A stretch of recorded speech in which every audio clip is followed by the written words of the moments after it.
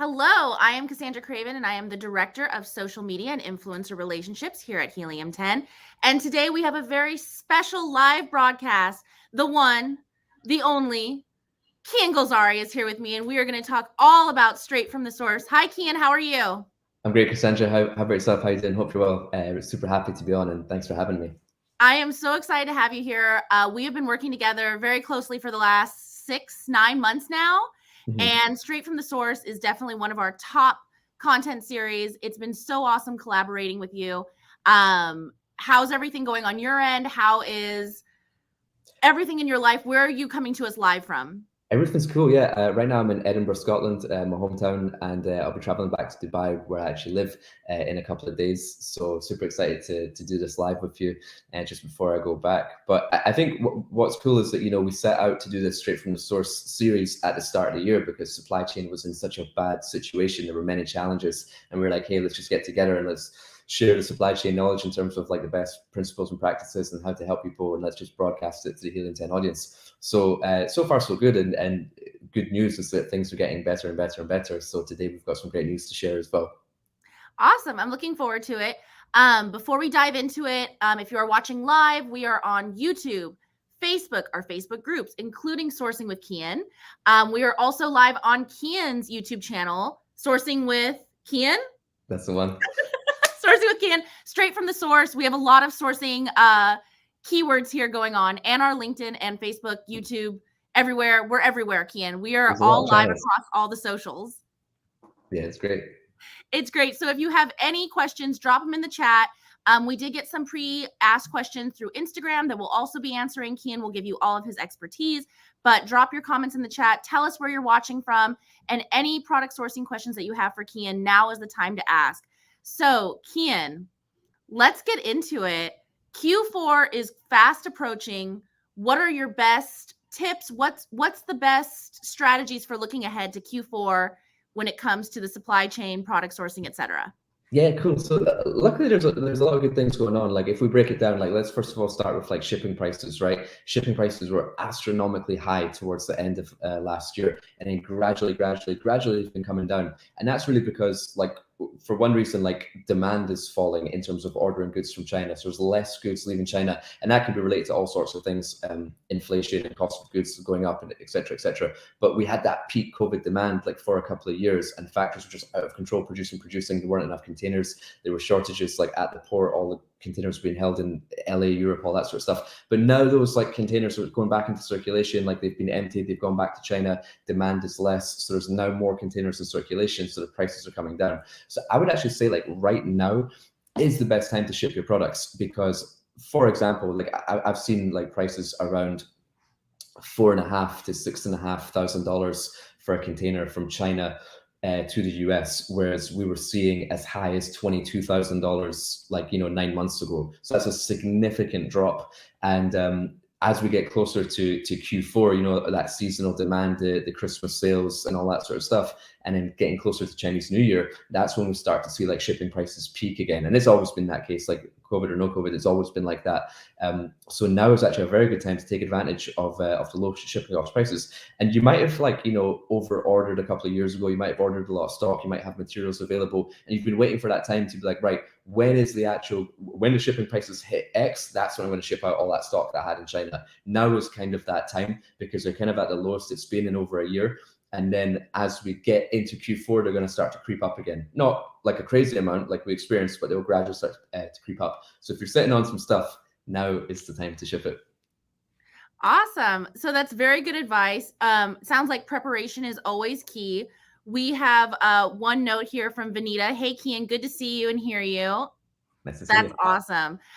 We've got some more questions rolling in. But before we get into that, again, drop your questions in the chat. We are live everywhere. Kian is here to take all questions, comments, suggestions, and compliments.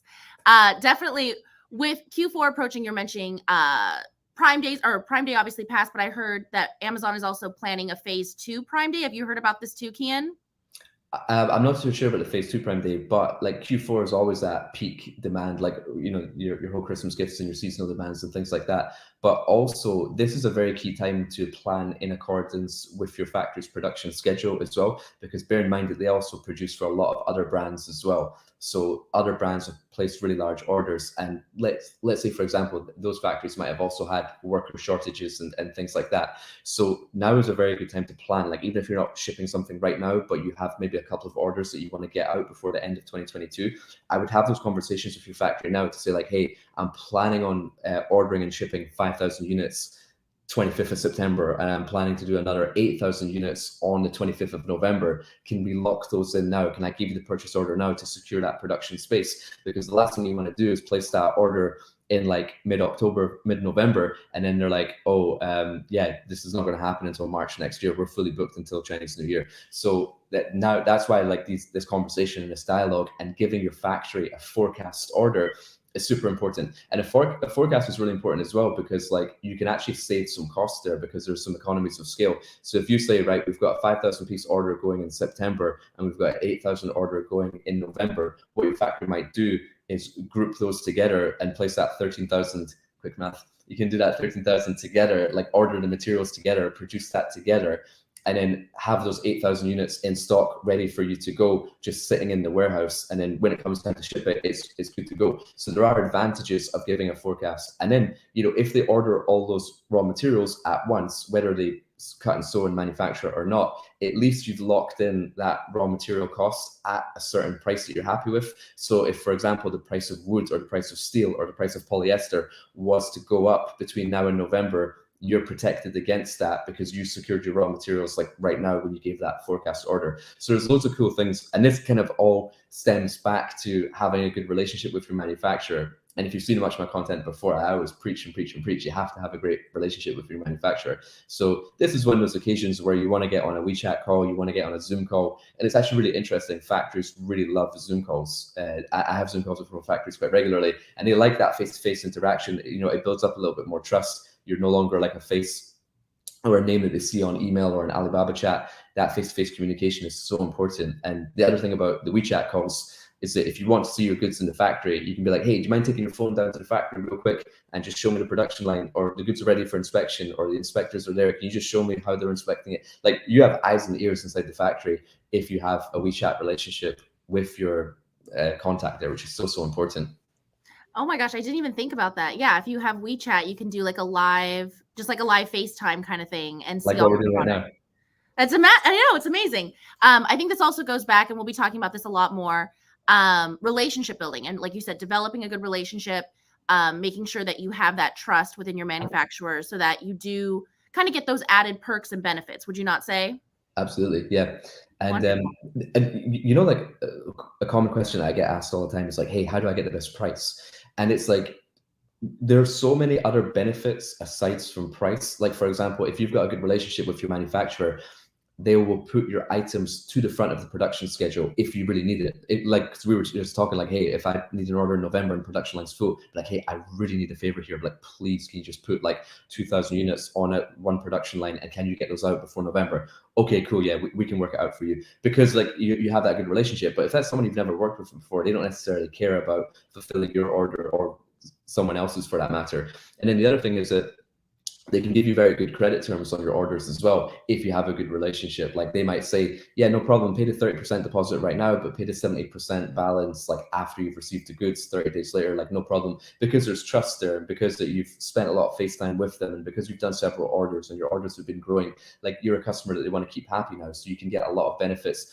And one of the things that I really like is that suppliers actually recommend product improvements for you, because like, hey, we all develop products, right? But so do factories. Factories are developing that certain product for markets all over the world. And they might say, oh, hey, Kian, by the way, do you know in Brazil, like, you know, this product that you do, they've just added this feature, and I think that would work really well for your market. Do you want me to send you a sample? Like, absolutely. Like, you've just done my job for me. You've developed the next iteration of it.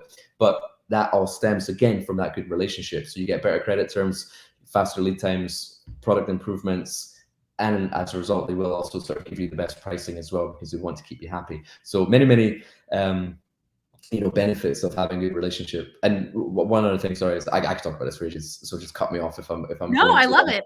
Keep But going. I think our audience does too. I would say a lot of people ask, like, well, how do I build a good relationship with my factory? And it's kind of like the first step would be that, ask to get their WeChat ID, become friends with them there, but then just share like social stuff with them on WeChat, like what you do on the weekend. Hey, did you go to the game? Like, hey, having dinner and beers with my buddies. Here's some pictures. This is my friend, like Fred. You know what I mean? Like he likes doing this, whatever it may be, whatever you do on your weekend. Like, just share some pictures so they can get to know you a little bit as well. And then a lot of people ask, should I send gifts to my factory and stuff like that? I would say, like, yes, you can send gifts, but around Chinese New Year, which is perfect because that's coming up. Chinese New Year will be January 22, like January 22nd, not January 2022, January 22nd in 2023. So you can start to prepare a gift, and it doesn't need to be anything fancy or expensive. It can just be something that represents your hometown, like whether it might be a t-shirt from your local sports team, or if your town is famous for like hot sauce or tea or whatever, just send something like local from your town. And that's really cool to them, because your sales assistant has got customers in Spain, Brazil, France, Tokyo, all sorts of places. And if they get like gifts from different parts of the world, it just makes them feel like, oh, hey, I've got all these like people all over the world that I work with. It's that nice feeling, right? So I would think that, is there anything local or domestic from your area that you can send as a gift? But on top of that, make sure you send one for your sales associate, but also send one to the boss as well. And you might, because remember, the big boss, the factory boss, is the ultimate decision maker. So if you were like, hey, I need that better price, or I need these goods shipped out by November 25th, the boss is the one which is making the decision. So that's why, even if I don't know them, I don't know who their name is, I want to send them a gift. So I might send a bottle of whiskey to the sales associate and say, hey, make sure you pass that on to the boss. And please, can you get a photo of the boss with this gift? They're like, cool. So now you've got a photo with the boss with this nice bottle of whiskey. And I just say whiskey because I'm from Scotland. That's my favorite drink. So we have some too here at Helium 10 that you gave us. Oh, so absolutely. Yeah. Still on display, Kian. Nice. Well, hopefully we can have a drink together when I'm back there. Yes, but please. Let's say, for example, it is now April 2023, and like you need a better price, or you need your goods out in like a month, and it's like almost an impossible task. Sales assistant would be like, I don't know if we can make that happen. Like, can you check the boss? And then they go and check the boss, like, hey, Kian really wants this order out April 2023. And they're like, which one's Kian again? He's the guy who's got that bottle of whiskey. Oh yeah, I love that whiskey. I had it for my friends. My buddies loved it. Yeah, cool. Let's get that one to the front of the production schedule. So it's like sending that gift is like getting a favor that you can sort of claim later on down the line. So, but you want to get that photo of the boss receiving that gift. So it's something that you can go back to at a later date and share with them and remind them that was you, because I'm sure they get a lot of gifts from a lot of different customers. Oh my goodness, Kian, I think that was one of the best tips and advice that you could have given, because I think, especially when you're starting a business and you have so much on your mind, there's so many things to think about, and sometimes those little personable novelties like slip your mind. And so it's always good to keep that relationship building top of mind and make sure that when you're doing this, it's actually going to benefit you and your business in the long run. I know you mentioned this too, or when you're talking about relationship building and meeting people, you may not always get the opportunity to come to the factories face to face. But did you ever do a China trip, like a product sourcing trip? I know that Athena hosted China Magic. Did you ever go on that? What were your experiences, and do you recommend them? Yeah, absolutely, 100%. So about the relationship stuff, what I forgot to mention was that the best way of building a relationship is actually just going to China and visiting the factory and spending that face-to-face time. But obviously, it's very challenging to do that at the moment. So when that opens up, I think that like if you have any issues with your supply chain, the next best step is getting yourself out to China and solving and fixing those things. And I think that especially with beginner sellers, a lot of people might think, oh, that's too time consuming or that's too costly. I don't know if I'm ready for a China trip. But I always say that like the earlier you can go, the bigger advantages there are in your business, right? Because let's say, for example, you have got like a dish drying rack is your product, right? I don't know how I came up with that. Maybe I can just see my drawing in the corner there. But so let's say, for example, you're talking to 3 or 4 different factories. You need a couple of samples from each one. That's like sending 6 samples from 3 different factories to your address in the US. Let's say the first samples aren't right, you need some tweaking, change of color, change of material, whatever. They send another batch, but they're charging you for those samples. So the cost of the samples and the cost of the freight could be like $600 each time. So that's $1,200. Well, that's already your plane ticket. And you could be in China, actually in the factory, seeing those things and tweaking it and making iterations. And you know, like these samples, sometimes it takes a couple of weeks or whatever. When you're actually in the factory, they work on the samples right there and then they complete it within 24 hours because you're there. They go straight to the sample room and knock it out for you. Oh. So and then on top of that, like, you know, the Canton Fair, which is, you know, what we do at China Magic as well. And I've been involved since China Magic 2, and I think we had six or seven total trips. So it's also like the most fun you can ever have. It's like a mastermind in China while developing a product, while meeting factories, while negotiating prices. And you kind of get all that supply chain work done in like one trip. And you can come home and then just focus on the other aspects of your business as well. But like, let's say, for example, we go to the Canton Fair, which is the biggest import-export exhibition in the world, right? And there is 26,000 suppliers. And remember, they're the good ones. They're like the top ones, because you have to be of a certain standard or a certain level to get to that exhibition, right? There's not like the scammy suppliers like you might see on Alibaba, right? And by the way, there are good suppliers on Alibaba as well, but there are bad ones. But those are the exceptions on Alibaba. They're everywhere. Yeah. But then, like, let's say, for example, we're trying to develop like the next backpack, right? There's a hall full of backpacks, and you'll see travel bags, fashion bags, outdoor bags, military bags, like any type of baby bags, any type of bag you can imagine, suitcase, luggages, they're all there, right? So now I can go and find like a hall full of bag suppliers. I can chat to each supplier. I can see, right, who speaks the best English, who can I build the best relationship with, who serve the customers that I consider like my competition, who understands like the compliance in my market, who focuses on sustainability and recycled materials and stuff like that. And I can have like 20 different conversations in one afternoon and be like, right, you're the guy. And you're the one I want to work with, and you can start to negotiate the price, and then you can have that sample ready for you before you go back home, right? So kind of all that work is done for you. So I couldn't recommend the sourcing trip like highly enough. And don't worry, like as long as you're connected with me on social media, Instagram, Facebook, LinkedIn, these YouTube episodes, whatever, as soon as travel to China becomes available, for sure, we will have a trip lined up. So yeah. Oh my gosh. Kian, we're actually getting, and we got some questions about this ahead of the live as well. We talk a lot about sourcing in China, but can you give us some information about sourcing in other regions? Mexico, India are the two that I most think of frequently.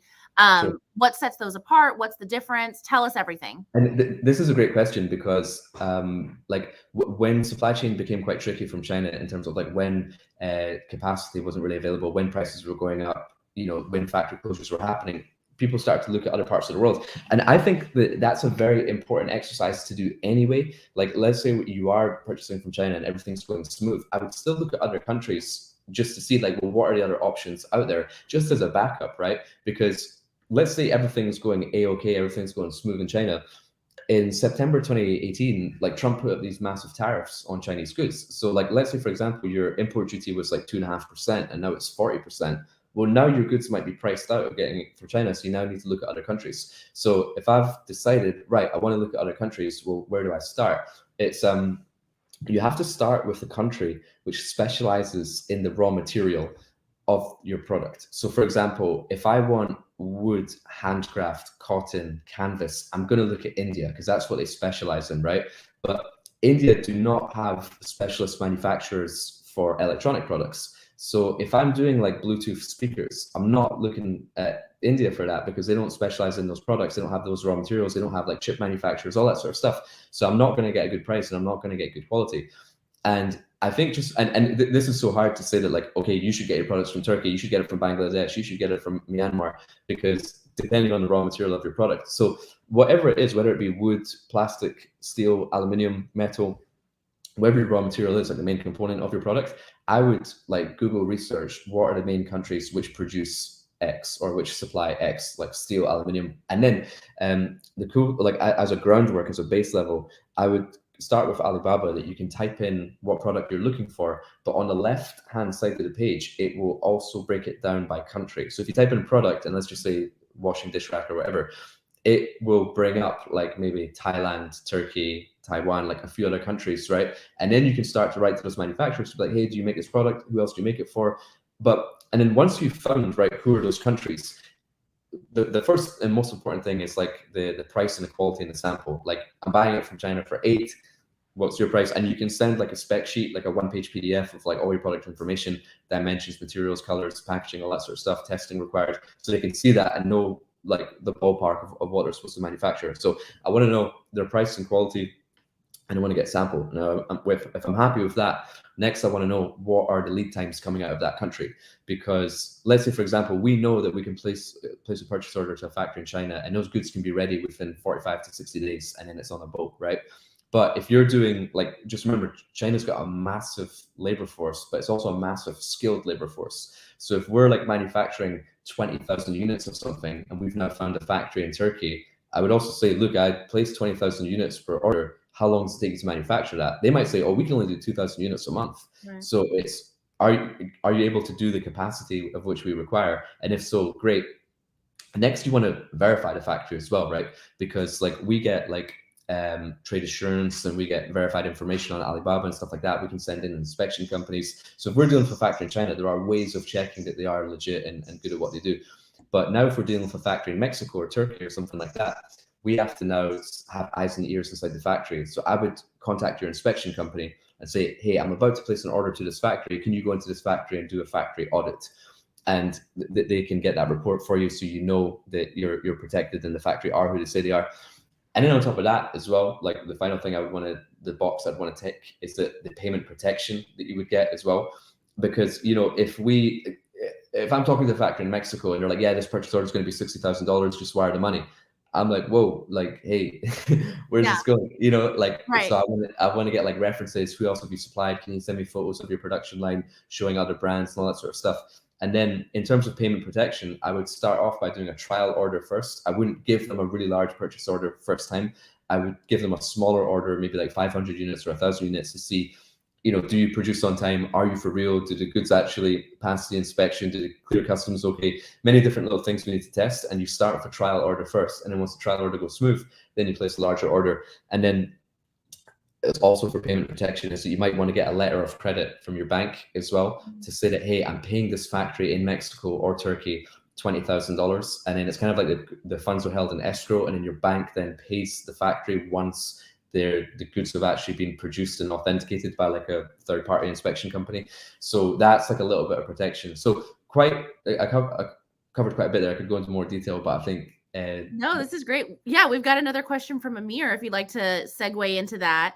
Sure. You touched on the inspection and everything. So do you need to inspect if the goods are packaged labeled to the Amazon standards? Will it vary based on the product? And where can I find the Amazon packing standards?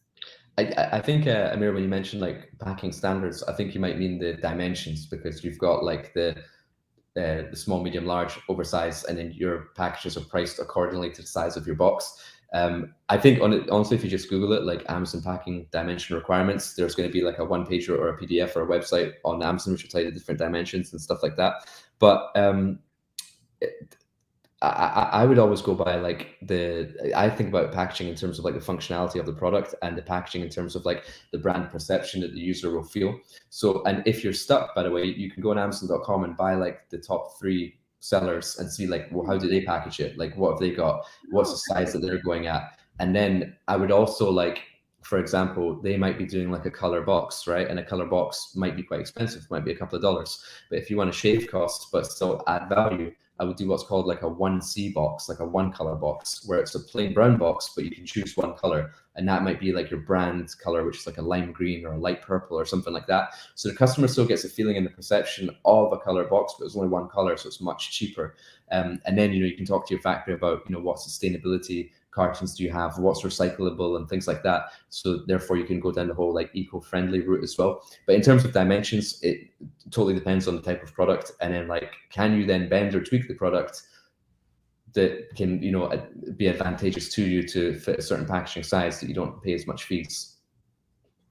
Well, that sounds like a lot of good advice. I also like the top 3, just go to the top 3 and see how they package their products on Amazon, because that's something I never would have thought about, because it's so easy. You just go in there, it's all available to you, and it's great resources. So that's wonderful.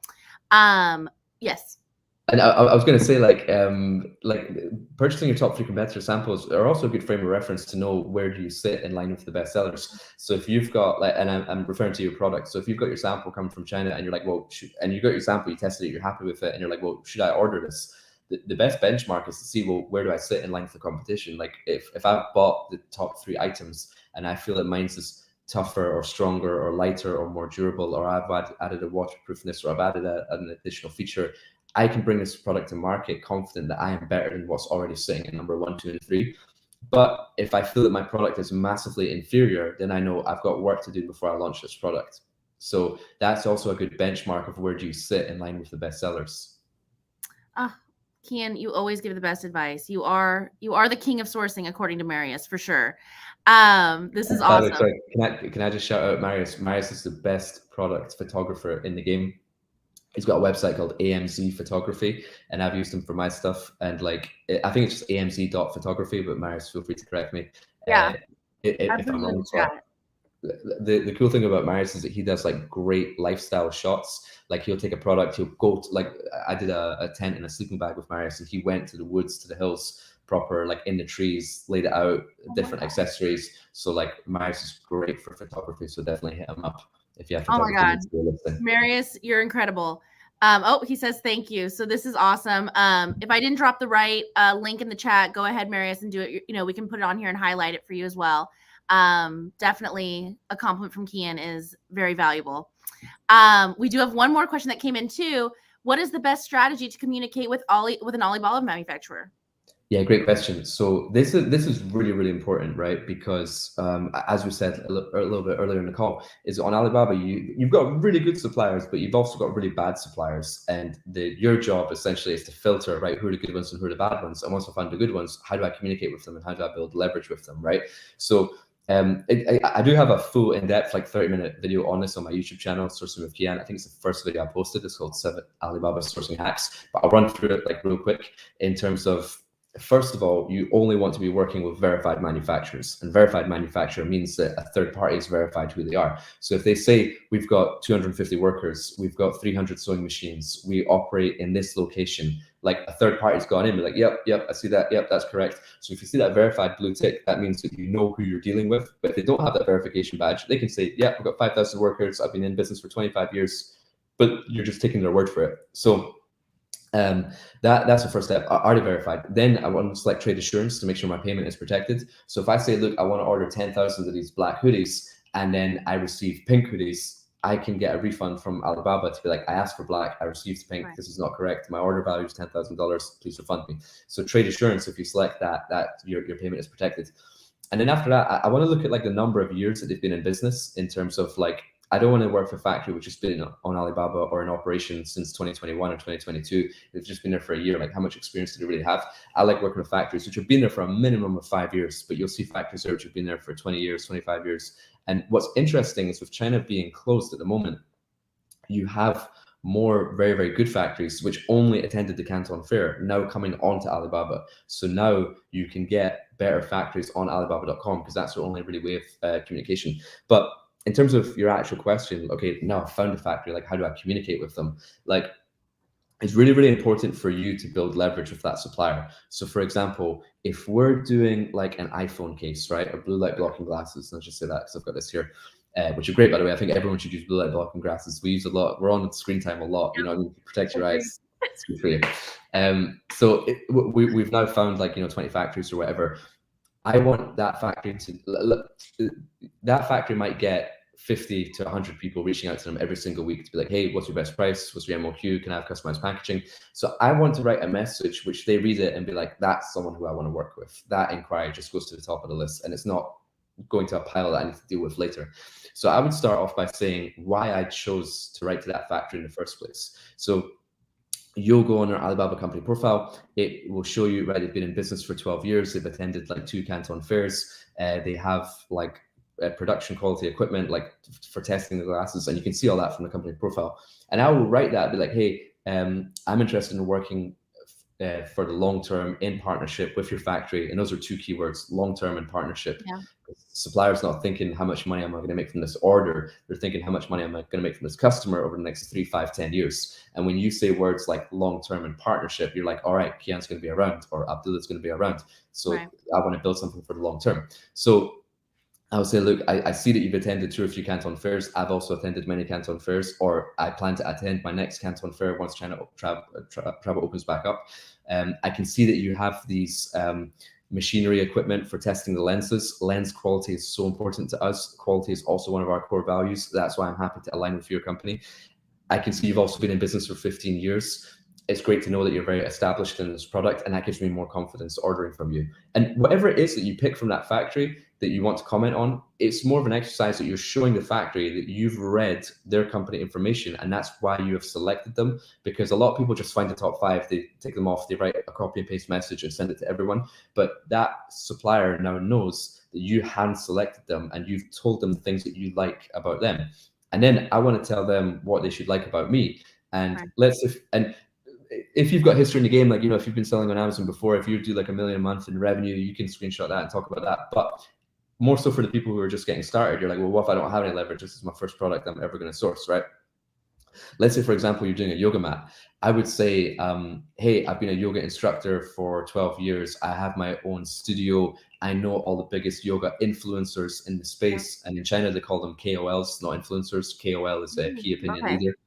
So, so I would say I know all the top yoga KOLs. We're going to do some cool promotion.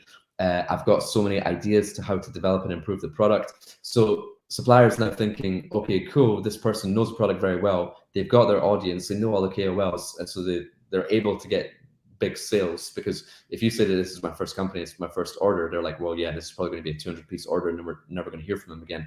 But if you're like, hey, I know all the top KOLs and I'm very familiar with this product, etc., then they're like, oh, cool, well, we can learn from Abdullah as well, because he obviously understands about yoga mats and he's got strategies. So to wrap up, I would say that, like, we've kind of selected our manufacturers very carefully, and then we've told the manufacturer what we like about them, and then we've told them why they should also want to work with us. And when your supplier reads that message, you're like, right, this is the customer that I want. I don't care if they want 200 units. I want to get their business because I know they're going to be a big customer, like, over the next 3-5 years. It's just going to grow and grow and grow. They've shown all the right attributes. They're probably going to be a joy to work with because they actually understand the product and the industry and are not just asking for cheap prices. So yeah, that's the way I would go about communicating with Alibaba suppliers. Oh my gosh, Kian, the questions are rolling in. Okay, are you ready for the next one? Yeah. Here we go. How do you usually do your inspection process? Mid-production or when it's about to ship? And what does that inspection process look like? Great question. And I can see from your profile pic that you're recently married. So congratulations on the wedding. Hope it was a lovely day. Congratulations. But yeah, so in terms of the inspection process, right? So 100% so important to do the inspection, especially if it's your first order. So many people have been burned by not doing inspection. They receive dodgy quality goods. They can't sell it. It has to move off sale. They've invested a lot in that order. But anyway, you can get around all of that just by doing an inspection. Now, me personally, I'm happy with just doing an inspection when the goods are ready, because I've already vetted that factory, right? I've already hand selected them through that process that we kind of just talked about. And before the inspection, you have to receive what's called a pre-production and a pre-shipment sample. So the pre-production sample is that, hey, I've got this idea for the product, these are changes that I want to make, this is the color, this is the dimensions, etc. And then they send you that sample. You're like, cool, this is perfect, this is everything I wanted. Here's your deposit. Now go and manufacture the goods. So now they get to manufacturing and everything's going smooth. And then they're like, right, we've finished production. Before I send in the pre-shipment inspection company, I say, please send me a pre-shipment sample. So you had the pre-production sample, which is what they made in terms of what you want.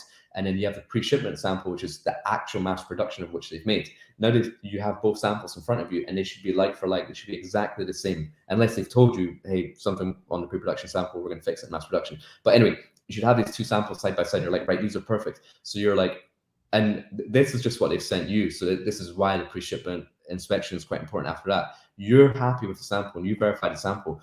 And now the inspection company goes in just to check, well, hey, we ordered 2,500 units, and they actually check our 2,500 units there. They check all the boxes, the cartons, they open them up, and then they'll check samples from box number 13 and 64 and random selection, right? And they'll inspect them for you. And they charge you an inspection by what they call like a man day. So they'll say that in one full day, and they normally charge about $200, $250 for a full day inspection. But if you're doing like a whistle, right, they could probably check 500 whistles in one day. They can just open it up, blow on it, put it back, maybe sanitize it after blowing it, I don't know. But anyway, so they'll tell you, right, we can inspect 500 units. But if you've got like an electronic bike which needs assembled, they'll tell you, hey, in one full day, we can inspect 12 units. And you're like, well, I'm ordering 2,000 units. I would want more than 12 inspected, maybe I'll book 2-man days or 3-man days. So you can kind of book it accordingly to like the number of units that they want to inspect.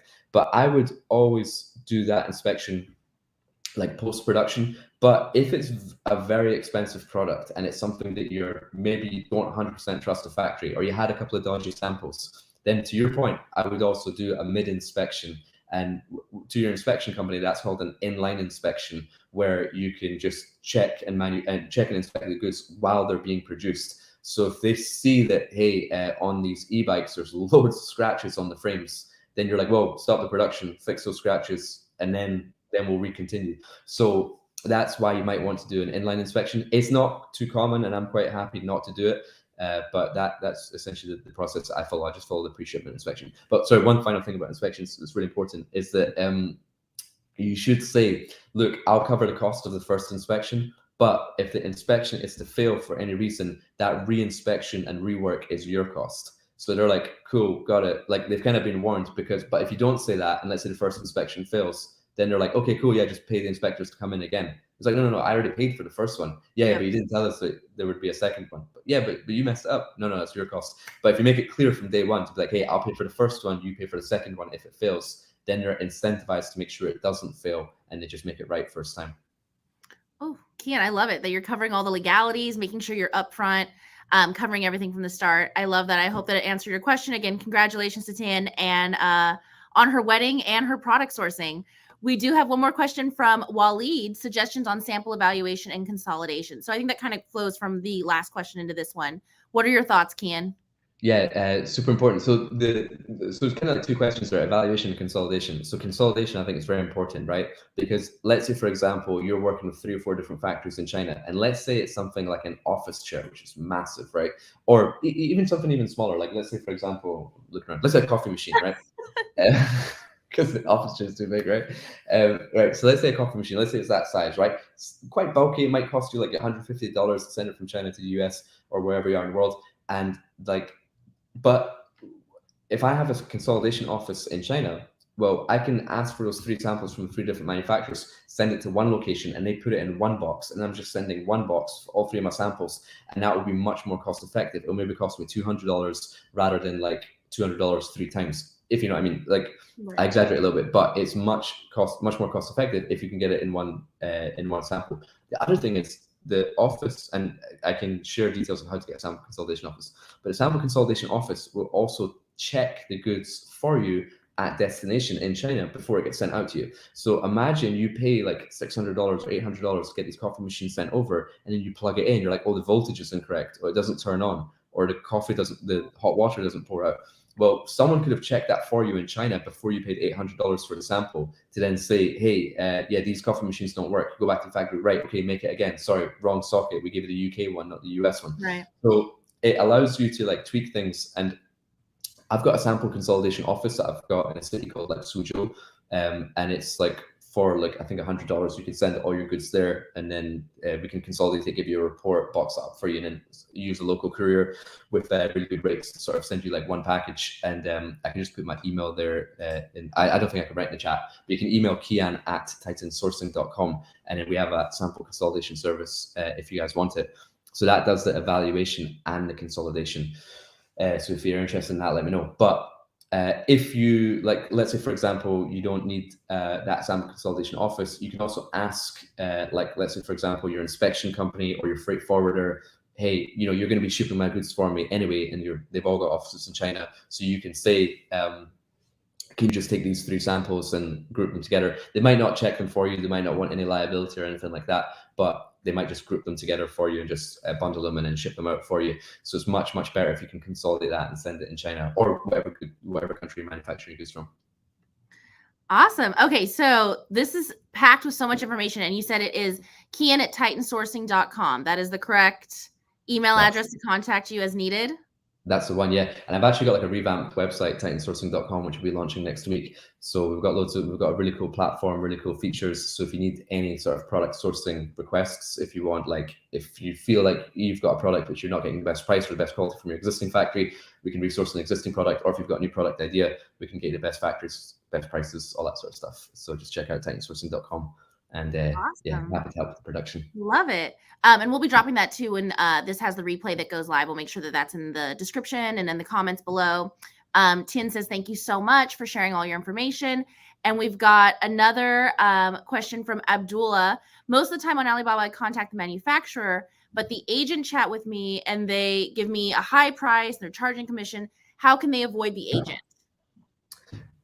You can go to titansourcing.com because essentially what I did was that like I started to develop this a year and a half ago, like during COVID, and I was like, right, if I was to start, if I want to source something from day one, how would I want it done for me, right? And the thing that I really don't like about sourcing agents is that they hide the factory information and they take a commission of order value.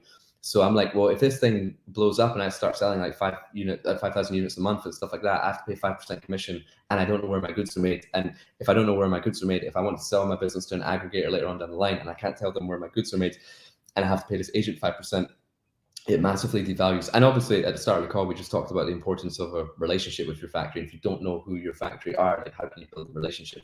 So essentially, the way I built it was that we just go out and find you those top factories, and then just introduce you to those factories. And you can select which one you want to work with, which sample you like the best. All the communication is there, and then then it's just a one-time fee rather than even a month a subscription to the actual percentage of order value. So it's just like a one-off fee. But anyway, to your point in terms of how can I contact the manufacturer, but the agent chats with me, just through the filtering process on Alibaba. Like if you go on the factory information, you can click on company profile and you can see if they're a trading company or a factory. Trading companies are also fine. There shouldn't really be agents there. The agents are the dodgiest suppliers because they're not actually the manufacturer. They're just someone like a middleman who's just working out their living room, which will then go and find factories on your behalf. You want to be talking directly to those factories. So that's why it was very important as we went through that Alibaba process is to work with only the verified factories. So when you find the verified ones, you know that they are an actual factory, and then you can communicate directly with them, and there shouldn't be an agent in the middle. Awesome.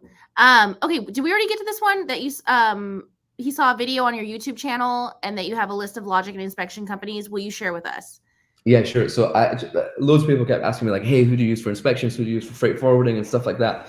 And I wanted to give some recommendations, but I put it on a sheet because like I didn't want to, because you know with like inspection companies and freight companies, like they're good like right now, but in 3 months time their service might drop off because XYZ happens in China or with their staff or with their offices. So I didn't want someone to watch a video like 4 months ago and be like, oh, hey, Kian recommended this company, and then they start working with them and then they get a really bad service. So I was like, I've got the companies that I work with today, like currently, and I've got that on a PDF. So anyone who emails me, Kian@titansourcing.com, I've got a PDF which is just like for inspection, use these guys, for freight, use these guys, for sample consolidation, use this office, whatever it may be. Like it's just on that PDF, and I just update that as and when anything changes, and then I send that out. So feel free to hit me up on that email, and I'll send you that PDF. Awesome. This is also coming in very handy. So when you are asking for a sample, should you ask to get the 6-piece set? I don't know if he's talking about something specific. I'm sure you understand this better than I do. The manufacturing company is only one piece for the set, since the set has different illustrations. So can you kind of break that down and give us the answer to that one, Kian? Sure. So my understanding from the question is that the product is part of like a 6-piece set, right, but you're maybe only getting one piece from one factory and other pieces from another factory. So let's say, for example, it's a survival kit. You might get the whistle from one factory, a compass from another factory, the band-aid from another factory. And so to that point, I would essentially send them all to one factory. So, you know, earlier we talked about like sample consolidation, right? And they were like 3 coffee machines. I wouldn't send the 3 coffee machines to one coffee machine manufacturer, because then you're sending the samples of your competition. And then they might do something damaging because that's their competition. But if you're doing like a 6-piece set and they're non-competing items, like a whistle, a compass, right, first aid kit, whatever, they don't produce those items. So they're happy to receive other people's goods and bundle it for you. So I would say, and it's always most important to, either during mass production or for the sample stage, send the lightest items to the heaviest supplier. So let's say, for example, there was an item in there which was, I'm trying to think of something quite heavy, which is survival. Let's say there's a saw, right? Okay. Let's say that there's like a 12-inch jaggy like saw for cutting trees, right? It's bulky, it's dangerous.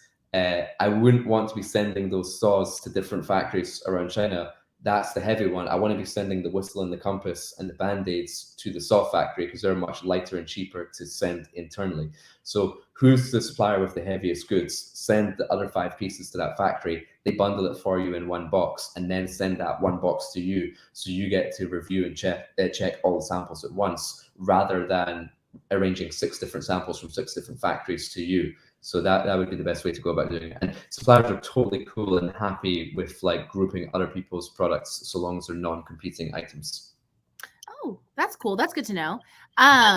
Definitely we're taking more questions, so drop them in the chat. One thing I wanted to circle back on, since we're talking about a lot of manufacturers and the relationship building, Kian, one of my favorite episodes of Straight from the Source that you recently released, you interviewed 3 of your favorite manufacturers. Is that correct? That's right, yeah. Can you give us some key takeaways? What were your insights from that episode? And you can definitely go check that out. It's on Kian's YouTube channel, Sourcing with Kian. But yes, please tell us some key takeaways and anything from that episode. Yeah. You know, that was a lot of fun because, like, even though I talk to my suppliers really regularly, when I asked them like some questions, I learned a lot in that episode as well. So some of the key takeaways were because bear in mind, I've not been in China since 2019, and I'm normally there like every 2 or 3 months. I used to live there, so like I've not seen like inside the factory with my own eyes. I've seen it on like calls and stuff. I've not seen it myself for like 2 or 3 years. And what was really interesting is that all of them are talking about there's a lot more AI and robotics in Chinese factories now, because the labor cost is going up quite a lot. The labor is also quite unreliable, and people couldn't come to work because of what was going on. So they had to rely more on like AI and machinery and stuff like that. So in terms of where that goes, like let's say, for example, we're talking garments and textiles like t-shirts and hoodies and jackets and backpacks and things like that.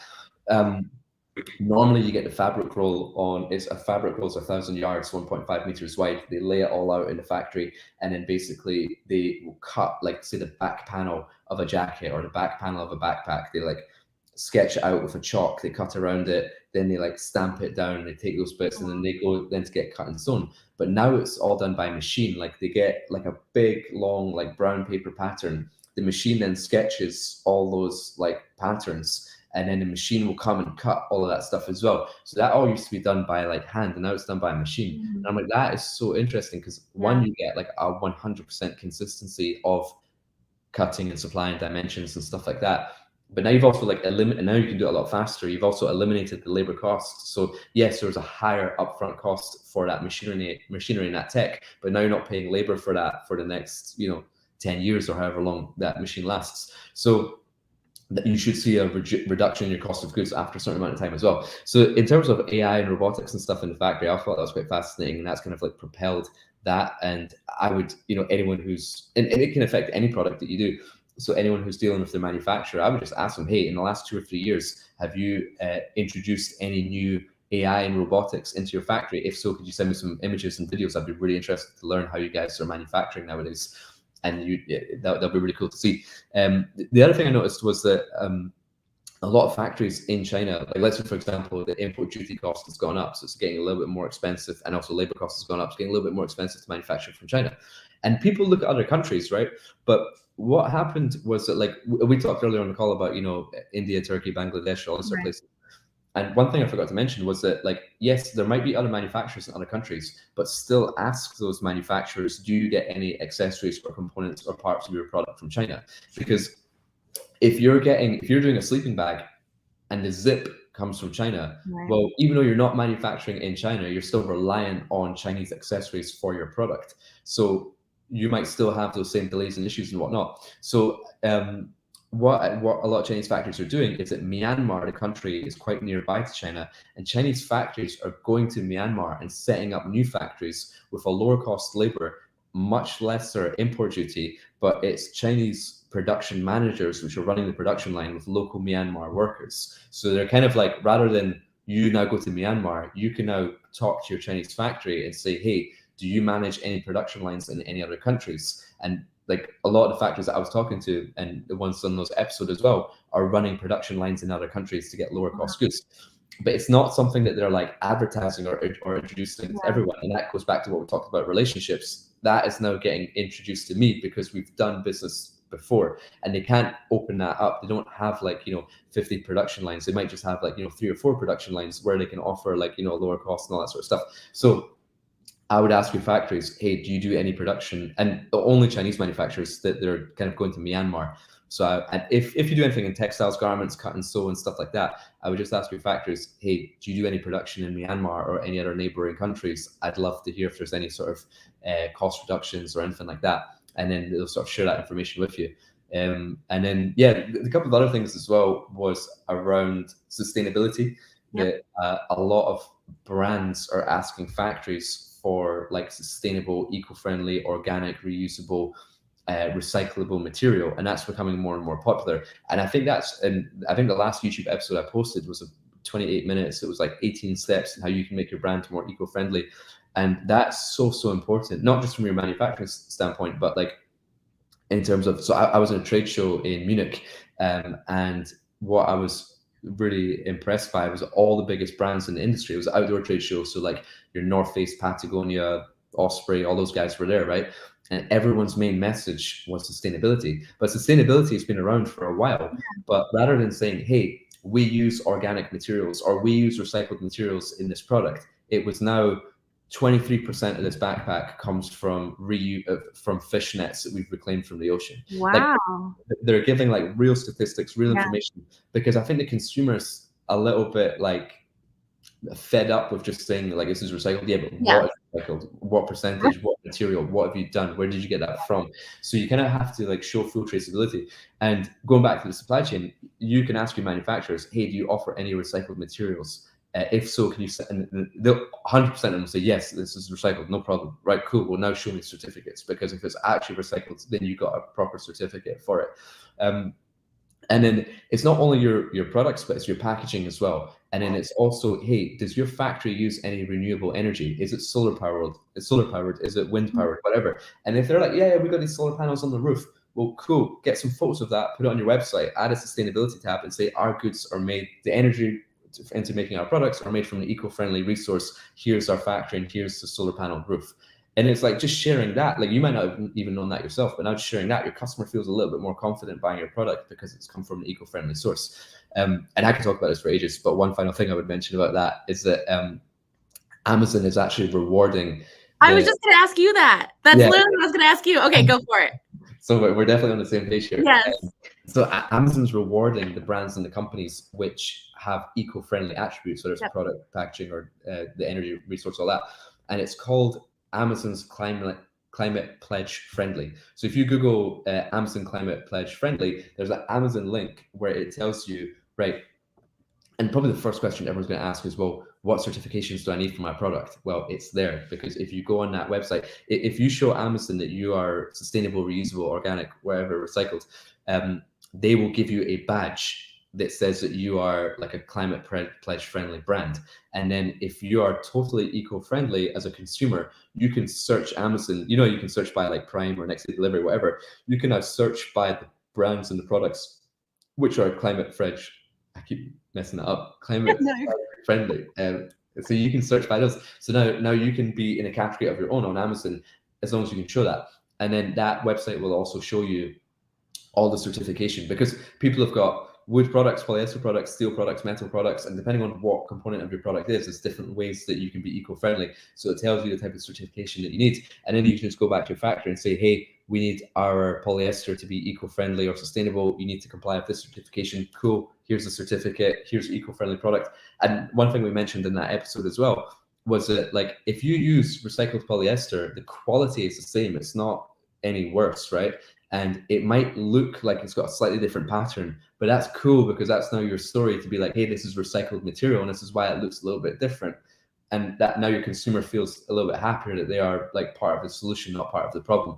So yeah, I would definitely check out that Amazon Climate Pledge Friendly and just see that you're compliant and get that certification, and then jump up. And then the best thing is that you're helping the environment as well, which is the most important thing. Oh my God, Kian, I had this literally bookmarked on my computer, on my tab, since the last time we talked, and you sent me the link.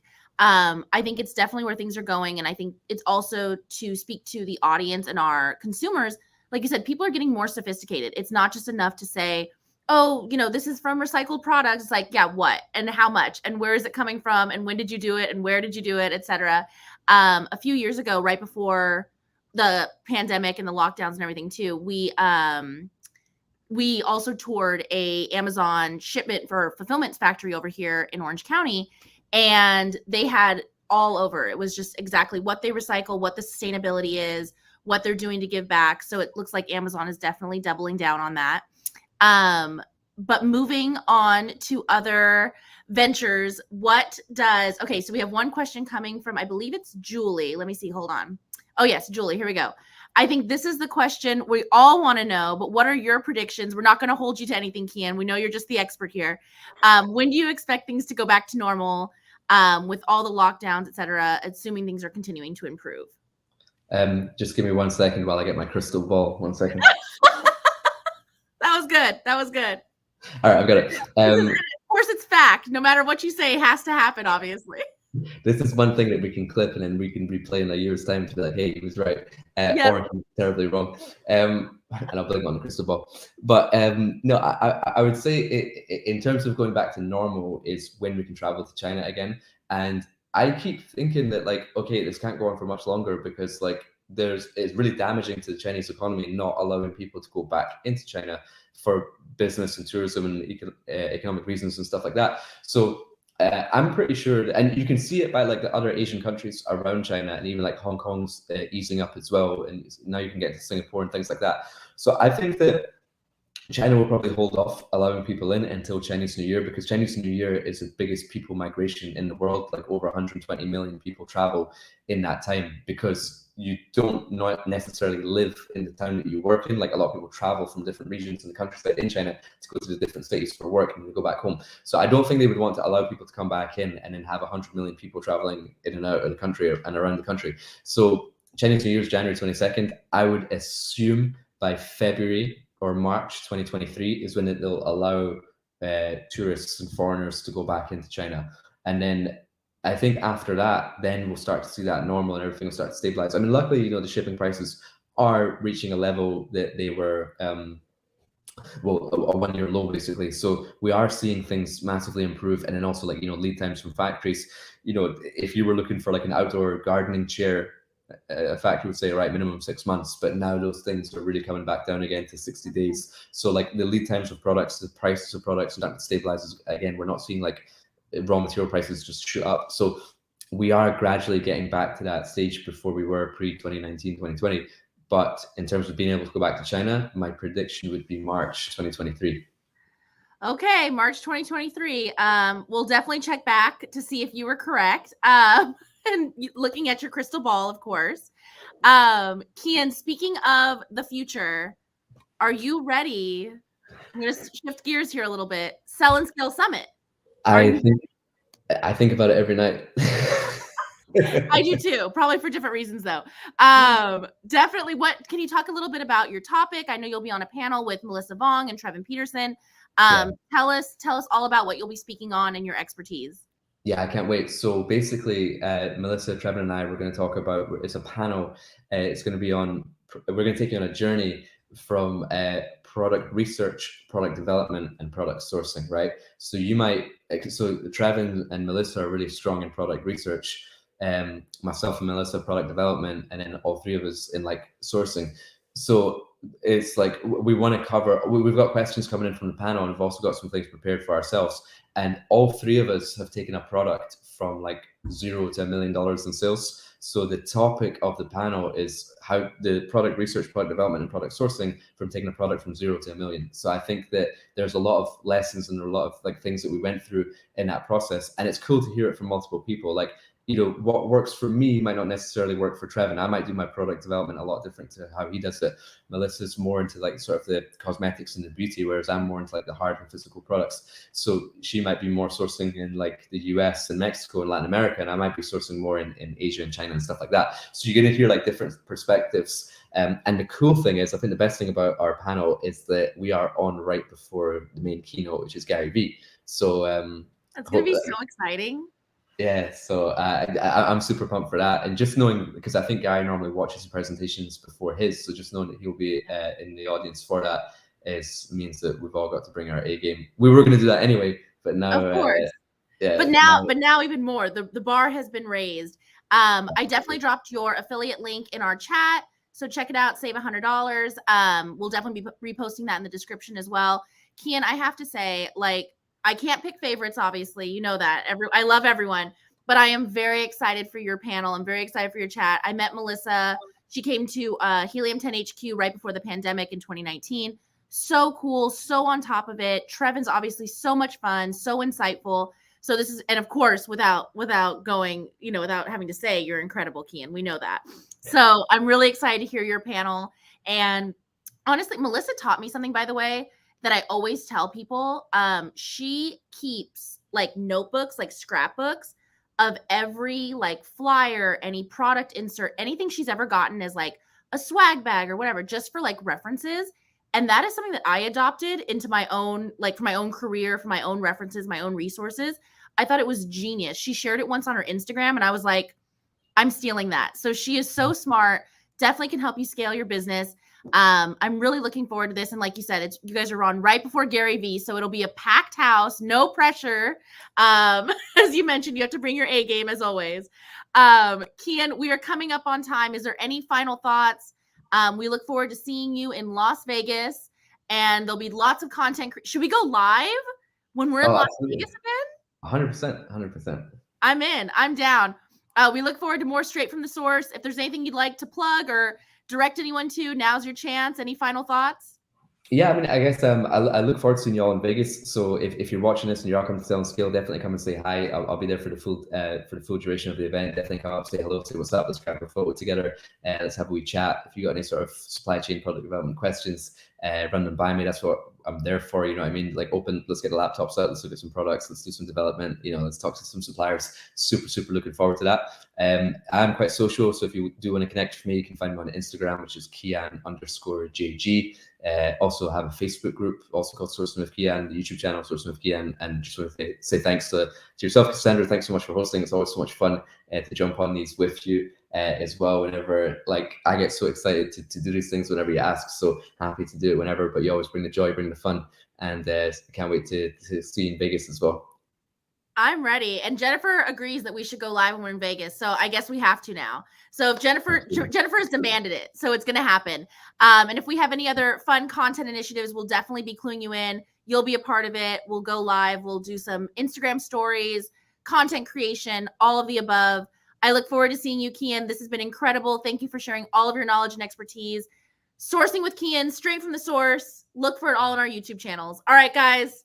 Until next time. See you soon. Thank you. Take care.